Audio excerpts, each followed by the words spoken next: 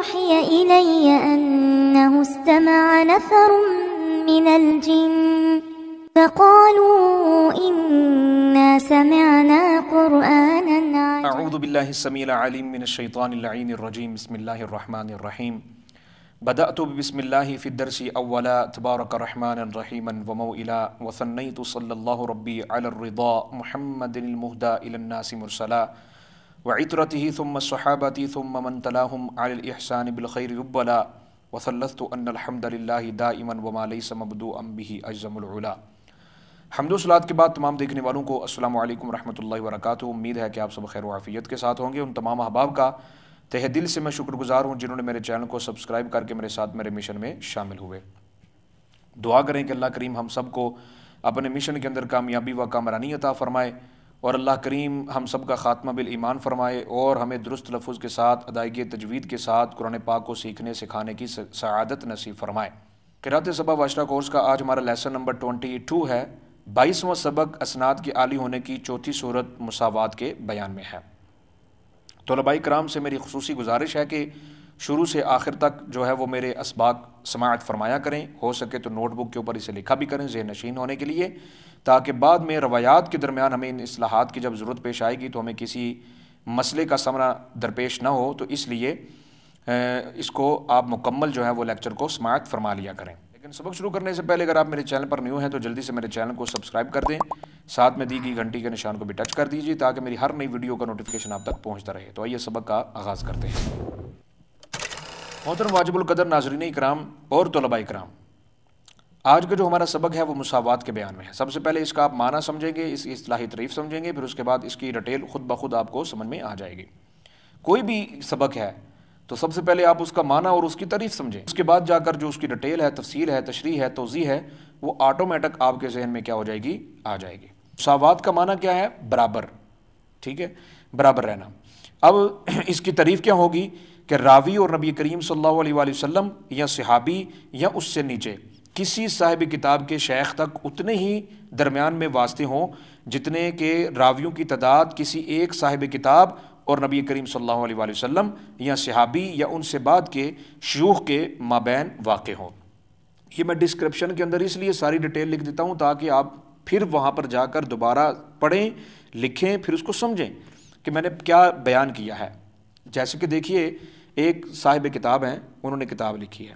اب وہ راوی جس سے وہ روایت لے رہے ہیں، ٹھیک ہے، اب وہ اپنے شیخ سے لیتے ہوئے پھر صحابی اور پھر نبی کریم صلی اللہ علیہ وآلہ وسلم تک جتنے بھی اس کے درمیان جو ہیں وہ واسطے ہیں، وہ اتنے ہی واسطے ہوں جتنے کہ ایک راوی نبی کریم صلی اللہ علیہ وآلہ وسلم یا صحابی یا اس سے نیچے کسی صاحب کتاب کے شیخ تک جو ہیں وہ مابین واسطے آتے ہیں. یعنی جو واسطے ہیں نا، ان کا جو تعداد ہے وہ برابر رہے. ٹھیک ہے، تو اسے کیا کہتے ہیں؟ مساوات. اگر یہ برابر رہیں گی راویوں کی تعداد واسطوں کے ساتھ تو یہ بھی اسناد کے عالی ہونے کی ایک کیا ہے؟ صورت ہے. اب یہاں پر ایک سوال ہوتا ہے حضرت امام جلال الدین سیوطی رحمہ اللہ سے کہ آخر آپ نے یہ جو فن قرات کے قواعد ہیں اسناد کے عالی ہونے کے، یہ آپ نے کہاں سے اخذ کی ہے؟ تو امام جلال الدین عبد الرحمن السیوطی رحمہ اللہ جو ہیں وہ فرماتے ہیں کہ میں نے یہ جو فن قرات کے قواعد جو ہیں یہ حدیث کے قواعد سے کیا کیے ہیں؟ اخذ کیے ہیں. اور آپ فرماتے ہیں کہ میں پہلا وہ آدمی ہوں جس نے اس میدان میں یہ قدم اٹھایا اور مجھ سے پہلے کسی کو بھی جو ہے وہ ان باتوں کے تحریر کرنے پر جو ہے وہ قدرت حاصل نہیں ہوئی. تو یہ امام جلال الدین سیوطی رحمہ اللہ کا یہ ایک اعزاز حاصل ہے کہ آپ وہ سب سے پہلے آدمی ہیں جنہوں نے فن قرات کے قواعد کو حدیث کے قواعد سے کیا کیا؟ اخذ کیا، اور بہت تفصیل کے ساتھ.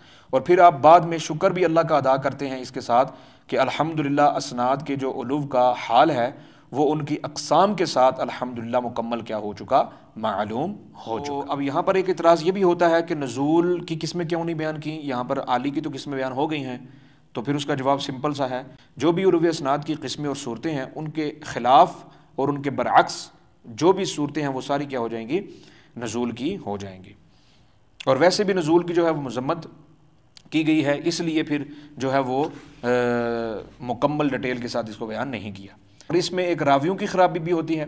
جب تک راوی جو ہے وہ اعلم، احفظ، اتقن، اجل، اشہر یا پرہیزگار تر ہونے کی صفات میں سے کسی ایک صفت کے ساتھ دور نہ ہو تو اس وقت تک وہ قابل اعتبار نہیں ہوتی۔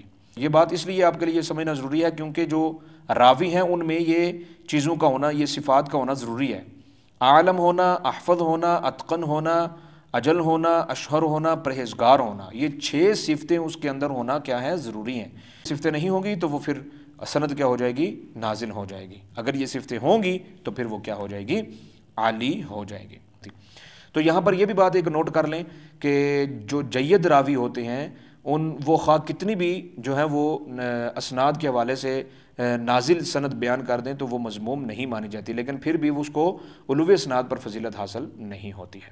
یہاں پر کیونکہ یہ بات ایک پوائنٹ پہ نوٹڈ ہے، بعد میں آپ کے ذہن میں یہ سوال آ سکتا ہے کہ جو جید راوی ہوتے ہیں کیا اگر وہ کوئی نازل سند بیان کر دیں تو کیا وہ مذموم ہوگی؟ تو وہ مذموم نہیں ہوگی، تو لیکن اس کو علو اسناد کے اوپر فضیلت بھی حاصل نہیں ہوگی۔ امید ہے کہ آپ کو یہ سبق سمجھ میں آ گیا ہوگا، لیکن اس کے باوجود اگر آپ کے ذہن میں کوئی بھی کسی بھی قسم کا سوال ہو تو آپ مجھ سے بلا جھجک پوچھ سکتے ہیں۔ انشاءاللہ عزیز آپ کے ہر سوال کا جواب دوں گا۔ انشاءاللہ عزیز اگلے لیکچر میں ملاقات ہوتی ہے۔ مجھے نہ چیز کو اپنی دعا میں یاد رکھیے۔ اللہ حافظ۔